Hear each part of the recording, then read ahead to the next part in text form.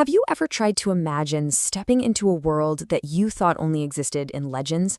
A city made of gold, literally floating on water, bigger and more incredible than anything you'd ever seen? Now imagine that same perfect city turning into your absolute worst nightmare.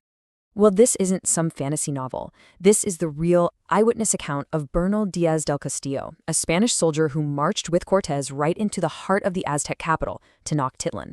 So let's dive into his story, a journey that starts with breathtaking wonder and ends in brutal, bloody war. This one question from Diaz's journal, it just says it all. Picture this. It's 1519. These Spanish conquistadors, they climb over a mountain pass and they look down into the Valley of Mexico for the very first time. And they are just floored, completely speechless. The sight in front of them was so unbelievable, so far beyond anything they'd ever experienced, that they literally started questioning if they were awake or dreaming. It was this bizarre moment hanging between reality and make-believe, and for these soldiers, that line was about to get very, very blurry. So, what did they actually see? What could possibly cause that kind of reaction in these battle-hardened European soldiers? Well, what they saw wasn't just a city. It was a vision, a metropolis that looked like it had been pulled straight out of a myth. As they got closer, this impossible vision started to come into focus. Diaz writes about seeing these huge towers and temples, which he calls queues, just rising right out of the lake itself, all built from stone. Whole cities and villages built in the water, not just next to it. And connecting everything to the mainland, these massive, perfectly straight causeways, so wide that 10 horsemen could ride side by side. I mean, it was an engineering marvel that just seemed to defy all logic. It was a sign of an empire at the absolute peak of its power. And how was this even possible? Well, the Aztecs were absolute masters of hydraulic engineering. They built these things called chinampas, which were basically man-made islands. They dredge mud from the bottom of the lake, pile it up into these fertile rectangular gardens, and boom, you have farmland. This created this vast, intricate web of canals that worked like streets for canoes, and it provided enough food to feed a massive population. They didn't just live near the lake, they literally engineered the land they were standing on. It's genius, really. Diaz says this over and over in his account.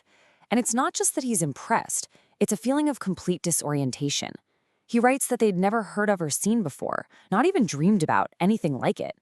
For these Spaniards, who came from the crowded, kind of dirty cities of Europe, the sheer scale, the incredible order, and the beauty of the Aztec capital was a total shock to the system. The dream, it turned out, was very real. Okay, so let's move from the outskirts into the very heart of this dream city. Let's go to its vibrant, humming center of commerce, the great market at Tlatelolco. If the architecture showed off the Aztecs' engineering brilliance, the market revealed the unbelievable complexity and wealth of their entire society. The amount of stuff for sale here was just mind-boggling. Diaz spends pages just listing it all. You had sections for goldsmiths selling beautiful jewelry, stalls piled high with brightly colored cotton cloth, merchants selling cacao beans, which the Aztecs used as money and to make a drink for their nobles. You could buy animal hides, jaguar, ocelot, you name it. There was a huge food section with turkeys, ducks, rabbits, and even small hairless dogs that were raised for meat. But then Diaz describes a much darker kind of trade. Human beings were for sale. He saw these long lines of men and women tied by their necks to poles being paraded in front of buyers, just like livestock. Absolutely every part of Aztec life could be bought or sold right here. But here's the thing that really blew Diaz away beyond just all the stuff. It was the organization. He makes it really clear this was not some chaotic free-for-all. Every single type of product had its own designated street, its own spot. You knew exactly where to go if you needed pottery, or herbs, or rope. It was a highly controlled, incredibly orderly system. There were even judges walking through the market to settle arguments, check weights and measures, and punish thieves right on the spot. This level of civic order left a huge impression on the Spaniards. Can you even begin to imagine the scale of this place? A league is about 3 miles, so the sound, the constant hum of tens of thousands of people buying, selling, and haggling, it carried for miles across the water. Diaz, who had seen the great cities of Europe, says flat out that some of his fellow soldiers had been to Rome and Constantinople, and they'd never seen a market so huge, so well organized, or so packed with people. This wasn't just a big market, it was one of the great commercial centers of the world at that time, period. So you have this incredible city, a marvel of engineering, a dream of civilization and order. But every civilization has its beliefs, its rituals, its gods. And as the Spanish were about to find out, the spiritual heart of the Aztec world was a much, much darker place. At one point, Cortés asks the Aztec Emperor Montezuma if they can see their great temple, the Templo Mayor, the religious center of the entire empire. What he and his men find at the top of that temple is going to completely shatter their vision of this city of dreams. It's going to replace it with a vision straight out of hell. 114. That's how many steps they had to climb to get to the top. Diaz makes a point of counting them, and you can just feel the suspense building with every single step up. Imagine climbing higher and higher above this gleaming white city, getting closer to this sacred space, to the home of gods you've been told are devils. And this right here, this contrast, is the whole paradox of Tenochtitlan. From the top of that pyramid, the view is just breathtaking. Diaz says they could see everything. The 3 massive causeways, the aqueduct bringing in fresh water, thousands of canoes zipping across the lake, all the flat-roofed houses, other shining cities on the shore. It was a panorama of perfect civilization. But then they turned around and looked at the shrine itself, and all that beauty just vanished. What they saw absolutely horrified them. The walls, the floors, the idols themselves, everything was caked in blood, inches thick in some places, and the smell, Diaz said it was worse than any slaughterhouse in Spain. And standing there were these huge cursed idols, as he called them, one for the god of war, Huitzilopochtli, and another for Tezcatlipoca, covered in this paste made of human hearts and blood. Right in front of them was the great stone where victims were stretched out and sacrificed. He saw priests whose hair was matted thick with dried gore, their ears all shredded from ritual bloodletting. And nearby, he saw the Tzompantli, a massive rack built of wood with thousands upon thousands of human skulls threaded onto poles, a grim, silent monument to the sheer scale of the killing. But the horror wasn't just confined to the temple. While describing the local customs, Diaz talks about a chilling discovery they made in some of the other towns.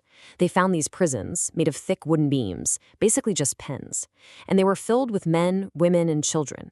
He says they were being fattened up, like farm animals, for one single purpose: to be ritually sacrificed on top of the pyramids. Their hearts would be offered to the gods, and then, he claims, their flesh was eaten in cannibalistic feasts. It's the methodical, almost agricultural nature of this that is so deeply chilling. And for the final insult, Diaz describes this huge menagerie that Montezuma kept, filled with jaguars, pumas, wolves, and poisonous snakes. He states very matter-of-factly that after the sacrifice, after the heart was offered up and the limbs were taken for the feast, the torsos of the victims were just thrown into the pens to be eaten by these fierce animals. This beautiful dream city was built on a foundation of industrial-scale ritual slaughter. For the conquistadors, any awe they once felt was now completely poisoned by horror and disgust. Well, you can imagine. This hidden darkness was bound to erupt into open war. The shaky peace between the Spanish and the Aztecs was never going to last. And when it finally broke, that beautiful city on the lake turned from an engineering marvel into a terrifying, watery death trap. After Montezuma was killed, the Spanish had to make a desperate escape from the city. It's known as the Noche Triste, the Night of Sorrows. And those incredible causeways that had impressed them so much, they became narrow killing fields. Diaz's description is just pure terror. He talks about endless waves of warriors attacking them from the land and from thousands of canoes in the water, the whole lake lit up by torches as arrows and stones rained down on them. The orderly city just dissolved into absolute chaos and carnage. The fighting was absolutely savage. In this quote, he's describing a battle right after their escape. He calls the Aztec warriors dogs, talking about their sheer fury and the horrifying power of their weapons, like their obsidian-bladed clubs that could supposedly cut off a horse's head in one swing. All that wonder is gone. It's replaced by the bloody, visceral reality of a desperate fight for survival. The beautiful dream had completely curdled into a waking nightmare of steel, stone, and blood. So what was Tenochtitlan? Was it that incredible, orderly city of wonders that first stunned the Spaniards into silence? Or was it the cursed, bloody place of sacrifice and savage war that almost wiped them out? I think the real power of Bernal Díaz's account is that he shows us it was both, at the exact same time. It was a civilization of profound, shocking contradictions. And its story is still this haunting question of just how close beauty and horror can really live side by side.